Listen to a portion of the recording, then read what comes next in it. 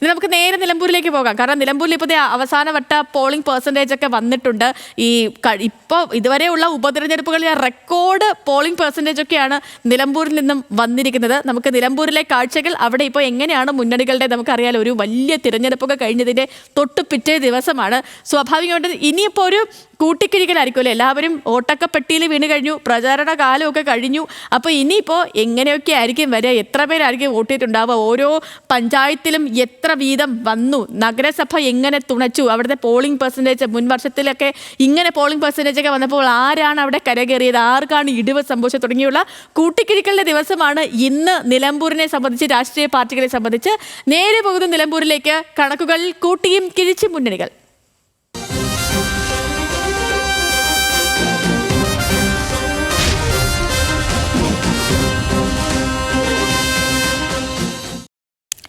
,34.35% നിലമ്പൂരിലെ പോളിംഗ്. കണക്കുകൾ കൂട്ടിയും കിഴിച്ചുമാണ് മുന്നണികൾ. കീഴ്ഘടകങ്ങളിലെ പ്രാഥമിക റിപ്പോർട്ട് അനുസരിച്ച് കുറഞ്ഞ ഭൂരിപക്ഷത്തിലെങ്കിലും എം സ്വരാജ് വിജയിക്കും എന്നൊരു പ്രതീക്ഷ LDF പങ്കുവയ്ക്കുന്നു. അതേസമയം ഭരണവിരുദ്ധ വികാരവും ഉയർന്ന പോളിംഗും മികച്ച വിജയത്തിലേക്ക് എത്തിക്കും എന്ന് തന്നെയാണ് UDF ക്യാമ്പിന്റെ പ്രതീക്ഷ. കഴിഞ്ഞ തവണത്തേതിനേക്കാൾ നില മെച്ചപ്പെടുത്താൻ കഴിയും എന്ന് NDAയും കണക്ക് കൂട്ടുന്നു. ഒപ്പം 15,000-ന് മുകളിൽ വോട്ട് PV അൻവറും പ്രതീക്ഷിക്കുന്നുണ്ട്. ഇന്ന് എങ്ങനെയാണ് നിലമ്പൂരിലെ കാഴ്ചകളെന്ന് നമുക്ക് പ്രസാദ് ഉറുമ്പശ്ശേരിയോട് ചോദിക്കാം. പ്രസാദേ, ഗുഡ് മോർണിംഗ്. ഇപ്പോൾ അവസാനത്തെ പോളിംഗ് പെർസെൻറ്റേജ് ഒക്കെ വന്നിരിക്കുന്നു. പറഞ്ഞിരിക്കുന്നത് പോലെ തന്നെ ഒരു റെക്കോർഡ് ഭൂരിപക്ഷത്തിലേക്ക്, ഒരു റെക്കോർഡ് പോളിംഗ് പെർസെൻറ്റേജ് ആണ് നിലമ്പൂരിൽ നിന്നും വന്നിരിക്കുന്നതും.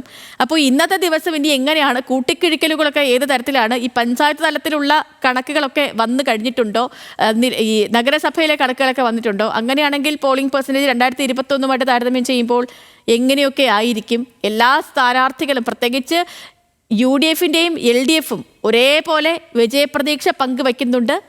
പ്രസാദ്.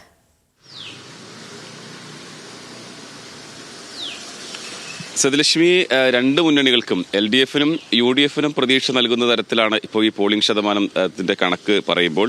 ഇതിപ്പോൾ അന്തിമ കണക്കല്ല, ഇനിയും 3 പോളിംഗ് സ്റ്റേഷന്റെ കൂടിയും കണക്ക് വരാനുണ്ട് എന്നുള്ളതാണ് PRD നൽകിയിട്ടുള്ള റിലീസ്. ഇപ്പോൾ വന്നിട്ടുള്ളത് 74.35 അങ്ങനെ നോക്കുകയാണെങ്കിൽ പോലും കഴിഞ്ഞ തെരഞ്ഞെടുപ്പിൽ 76.6% നിലമ്പൂരിലെ പോളിംഗ് ശതമാനം. ഇനി ഒരല്പം കൂടി മാറിയേക്കാം. അങ്ങനെ ഒരു 75-ലേക്കൊക്കെ ഒരുപക്ഷെ അന്തിമ കണക്ക് വരുമ്പോൾ, പോസ്റ്റൽ വോട്ട് ഉൾപ്പെടെയൊക്കെ വരുമ്പോൾ 75% വരാനുള്ള സാധ്യതയുണ്ട്. അങ്ങനെയാണെങ്കിൽ UDFനെ സംബന്ധിച്ചിടത്തോളം LDFനെ സംബന്ധിച്ചിടത്തോളം ഒരുപോലെ പ്രതീക്ഷ വെക്കാം എന്നുള്ളതാണ്. ഇപ്പോൾ ഉപതെരഞ്ഞെടുപ്പുകളിലെ റെക്കോർഡ് പോളിംഗ് ശതമാനമാണ് ഇപ്പോൾ നിലമ്പൂരിൽ രേഖപ്പെടുത്തിയിട്ടുള്ളത്. നിലമ്പൂരിൽ ഉണ്ടായിട്ടുള്ള രാഷ്ട്രീയ ചർച്ചകൾ അത് വോട്ടർമാർ കൂടി ഏറ്റെടുത്തിട്ടുണ്ട്. അവിടുത്തെ വിവാദങ്ങൾ, അത്തരം വിമർശനങ്ങൾ, ആരോപണങ്ങൾ അതെല്ലാം വോട്ടർമാർ കൂടി സജീവ ചർച്ചയും അത് വോട്ടിലേക്ക് കൂടി വന്നിട്ടുണ്ട് എന്നുള്ളത് തന്നെയാണ് നമുക്ക് ഈ പോളിംഗ് ശതമാനം മനസ്സിലാക്കുമ്പോൾ കഴിയുന്നത്.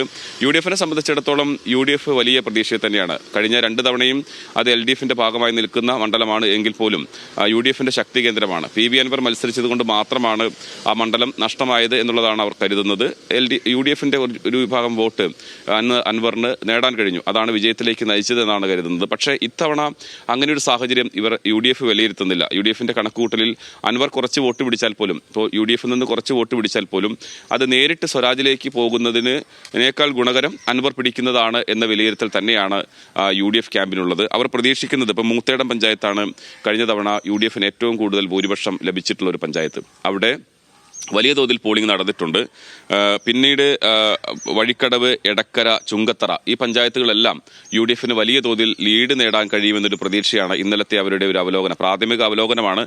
ഇന്നോ നാളെയോ, കാരണം 23-ാം തീയതിയാണ് വോട്ടെണ്ണൽ. അപ്പോൾ ഇന്ന് ഉച്ചയ്ക്ക് ശേഷമായിരിക്കാം കൂടുതൽ വിശദാംശങ്ങളും വിലയിരുത്തലുകളും ഒക്കെ പാർട്ടികളുടെയും മുന്നണികളുടെയും ഭാഗത്തുനിന്നുണ്ടാവുക. പ്രാഥമിക വിലയിരുത്തലിൽ അവർ കണക്ക് കൂട്ടുന്നത് മൂത്തേടം, വഴിക്കടവ്, ചുങ്കത്തറ, എടക്കര പഞ്ചായത്തുകളിൽ വലിയ ലീഡ് ഉണ്ടാവും എന്നുള്ളത് തന്നെയാണ്.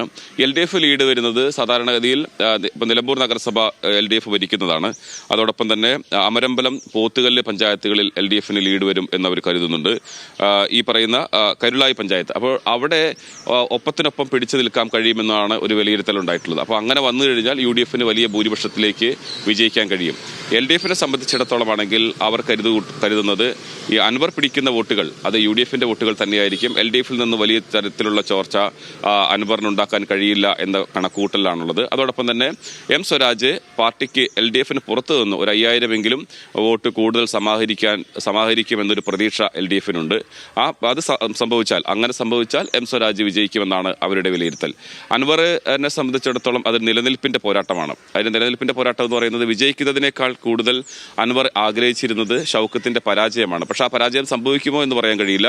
കൂടുതൽ വോട്ട് പിടിച്ചാൽ അത് സംഭവിക്കും എന്ന് തന്നെയാണ്. അതായത് ഷൗക്കത്തിന്റെ പരാജയം സംഭവിക്കുമെന്നാണ് അൻവർ കണക്ക് കൂട്ടുന്നത്. അങ്ങനെയാണെങ്കിൽ UDF-ലേക്കുള്ള ഒരു പ്രവേശനം പോലും അൻവറിന് ആലോചിക്കാൻ കഴിയുള്ളൂ. എന്തായാലും 3 പേർക്കും വലിയ തോതിലുള്ള പ്രതീക്ഷ നൽകുന്ന തരത്തിലേക്ക് ഈ പോളിംഗ് ശതമാനം മാറി എന്നുള്ളതിൽ ഒരു തർക്കവുമില്ല.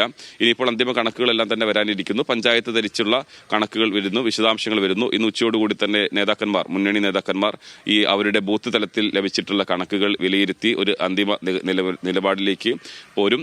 അതിന്റെ തിരക്കുകളിലേക്കാണ്. എന്തായാലും നിലമ്പൂരിൽ ഒളിപ്പിച്ചു വെച്ചിരിക്കുന്ന സസ്പെൻസ് അല്ലെങ്കിൽ ഒരു സർപ്രൈസ് എന്താണ് എന്നുള്ളത് തന്നെയാണ് അറിയേണ്ടത്. അൻവർ പറയുന്നത് പോലെ ഒരു വലിയ തോതിലുള്ള ഒരു വിജയം അൻവർ പറയുന്നത് നടക്കുമോ? അതല്ല എങ്കിൽ സ്വാഭാവികമായും അവിടെ UDF വിജയിക്കുമോ? അല്ലെങ്കിൽ പാർട്ടി ഒരുപാട് ഇപ്പോൾ കുഞ്ഞാലിക്ക് ശേഷം പാർട്ടി ചിഹ്നത്തിൽ സ്വരാജിന് ജയിക്കാൻ കഴിയുമോ എന്നുള്ളതെല്ലാമാണ് നമുക്കിനി കാത്തിരുന്ന് കാണേണ്ടത്. തീർച്ചയായും പ്രസാദ്, അതൊക്കെ തന്നെയാണ് ഇനി നമുക്ക് അറിയേണ്ടത്. അൻവർ നിലമ്പൂരിൽ ഒരു ഫാക്ടർ ആവുമോ, അതോ അവിടെ ഈ വീണ്ടും ഇടതുമുന്നണി ആ ചിഹ്നത്തിൽ ഈ നമ്മുടെ അരിവാൾ ചുറ്റിക നക്ഷത്രത്തിൽ ഈ എം സ്വരാജ് അവിടെ ജയിച്ചു കയറുമോ, അതോ പറഞ്ഞ പോലെ ആര്യാടൻ ഷൗക്കത്തിനൊപ്പമായിരിക്കുമോ വിജയം തുടങ്ങിയ കാര്യങ്ങളിലുമൊക്കെ ഇനിയാണ് അറിയേണ്ടത്. ഇപ്പോൾ അവസാനത്തെ കണക്കുകളും ഒക്കെ വന്നിട്ടുണ്ട്.